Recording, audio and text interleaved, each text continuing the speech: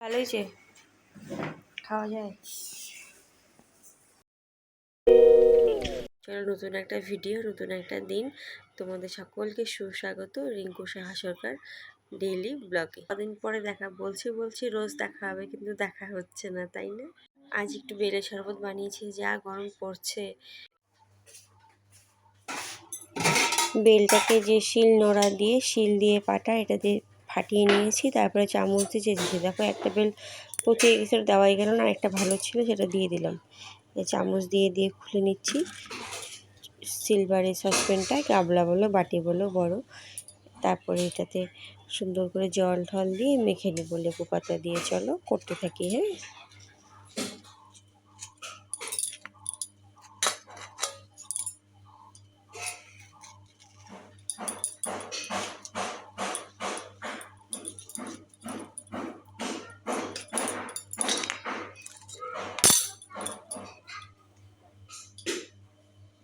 এই বেলটা পচে গেছে, তাই আর দেবো না, সেটাই বলছি আর কি। আর ওদিকে শাশুড়ি মা পেছনে বরকে খেতে দিচ্ছে, হাজব্যান্ডকে দুপুরবেলা শরবত বানাচ্ছি। সকালে সবাই খাবে, ভাত খাওয়ার আগে খেলেই ভালো হতো, পরে খাবে বা বিকেলবেলা খাবে। এখন তো অনেক বড় দিন, গরমও, চড়া রোদ পড়ে। এই যে এটুকু বের হলো, সবাই ভালোই খেয়েছি। তোমরাও সকালে খুব ভালোবাসো বেলের শরবত। এই বেলটা এনেছিল কবে যেন, নীল ষষ্ঠী হলো না, চৈত্র সংক্রান্তির আগে, তখন এনেছিল। নতুন পুরনো যারা আমাকে দেখছো তাদেরকে অনেক ধন্যবাদ, অসংখ্য ধন্যবাদ।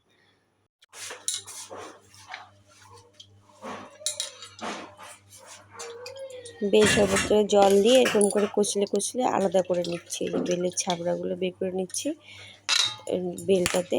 ওই দেখো, পর ছাঁকনিতে ছাঁকতে হয় না, তুমি একটু বিট লবণ দিয়ে নিচ্ছি, একটু গুড় দিয়ে নেবো, একটু লেবু পাতা দেখতেই পাবে।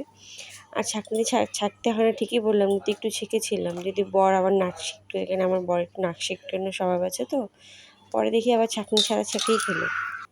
গাছ থেকে লেবু পাতা ছিঁড়ে নিই বেল শরবতের জন্য। বাড়িতেই আছে তো, এই জন্য সুবিধা আছে। লেবু হচ্ছিল, করা আসছে।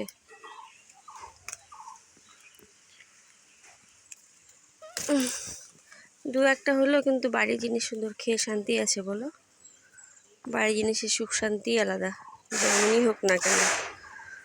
যত্ন করতে কষ্ট হয় ঠিকই, কিন্তু ভালো তো লাগে দিনের শেষে। চলো, হয়ে গেলে কটা লেবু পাতা পাড়া, এগুলো এখন দিয়ে দেবো বেল শরবতে ধুয়ে।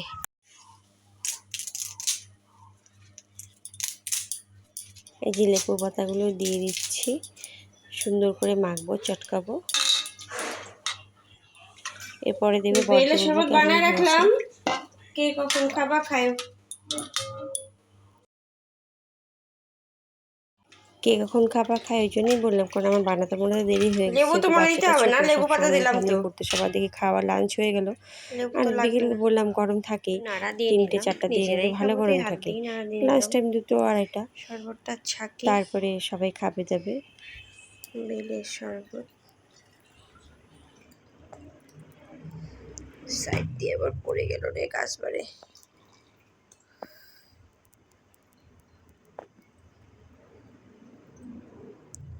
পড়ে গেল, কাজ বাড়লো। এই একবারই কিন্তু সেকে খেয়েছি, আর কেউ খায়নি। যদি বর যদি নাশিট করে এর জন্য, আমি দেখলাম ভালোই হয়েছে। ভালো হয়েছে তো খেতে। খাবার নাকি বেলের শরবত?